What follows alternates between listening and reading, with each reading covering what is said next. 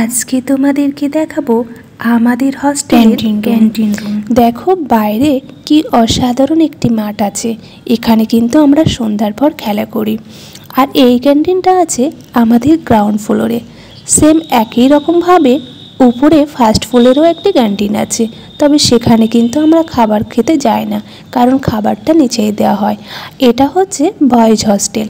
Boys hostel আর girls hostel দুটোই কিন্তু পাশাপাশি আছে। আর এই মাঠটা হচ্ছে গার্লস হস্টেলের। এবার দেখো এই ক্যান্টিনটা কিন্তু খুব পরিষ্কার পরিচ্ছন্ন রাখেন আন্টিরা। খাবার খাওয়ার শেষ হওয়ার সাথে সাথে আন্টিরা এটাকে খুব সুন্দর করে পরিষ্কার করে দেন। আর এখানে আমরা বসে খাবার খাই। আর এই দেখো এখানে কিন্তু দিদিরা আমাদেরকে পাহারা দেন, যাতে আমরা খাবার নিয়ে উপরে না আসতে পারি, কারণ খাবার উপরে নিয়ে আসার অনুমতি নেই। এবার আমি দেখাচ্ছি পুরো ক্যান্টিনের ছবিটা। এইখানে কিন্তু দাঁড়িয়ে কাকুরা খাবার দেন, আর এখানে দিদিরা বসেন।